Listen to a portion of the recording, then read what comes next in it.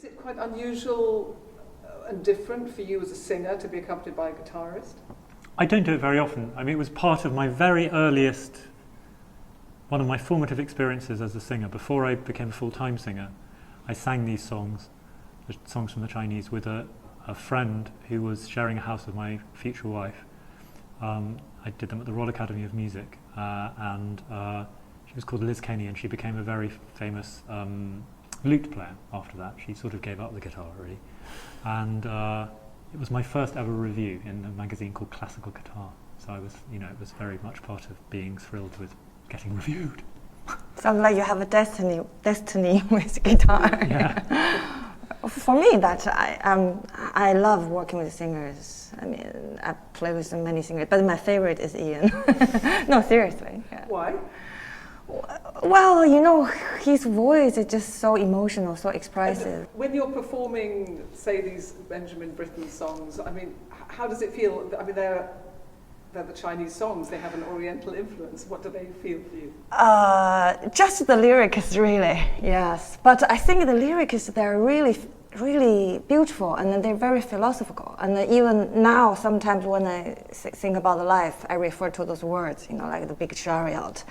Don't want to. This metaphor. A lot of them are metaphor, and the lute is so old, nobody plays, and they're just relevant. I actually bought the book translated by Arthur Waley, and I think the poems are still relevant. They're still related to the modern life. And just describe one of them and just talk it through and what it's like. What that emotion is.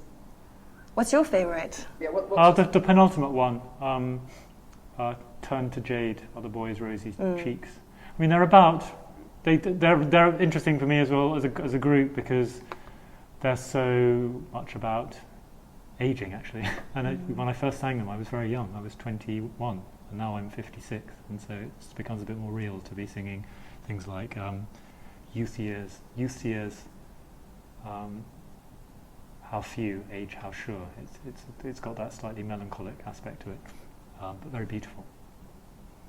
And for me, that except for the lyrics and also as a guitarist, I think some of the songs particularly work well on the guitar. Sometimes when you play accompaniment to singers, the guitar part can be quite dull. These songs are very satisfying to play. So, yeah. So from lyrics to the playing part, they are both very satisfying. So. I think he was amazing from that point of view. When he was going to compose for an instrument, he always made sure that he knew a lot about it. I mean, I once met the harpist, Ocean Ellis, and Britten, who played with the London Symphony Orchestra, but also played a lot for Britten, and Britten wrote, when Britten could no longer really play the piano because he wasn't well enough, he wrote a piece for voice, and a song cycle for harp and voice. And he went away for the weekend and he took the harp book with him to learn all about the harp. He came back and gave them to Ocean Ellis, and Ocean Ellis looked at them and went through them, and then he found some bits that were different, he couldn't play, and he showed them to Britten, and Britten said, but couldn't you do this? And so Britten had sort of learnt how to play the harp over a weekend. And I think it was the same for him with the guitar. I think he really wanted to use the instrument in as many ways as possible. It's not just sort of strumming and bits, it's got incredible colours and incredible pictures that are summoned up in the way he writes with the guitar. He did write. I mean, he wrote another piece. He wrote the Nocturnal, didn't he? Nocturnal after John Dolan. Also, yes. Guitar is a very hard.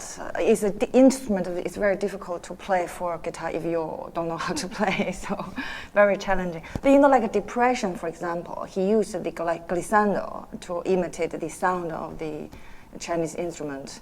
It's very smart. And then the first song, you can hear the big wheels from the guitar playing. It's very descriptive. So this is a very, great work for us. And how do you feel about the sort of East-West connection? I mean, obviously this whole festival is about connecting China and the West. Well, when I was asked to play for this festival, the first piece I thought about is this. I said it would be perfect to connect Britain and China. The Book of Songs is the most important book of poems, and Britain is one of the most important British composers.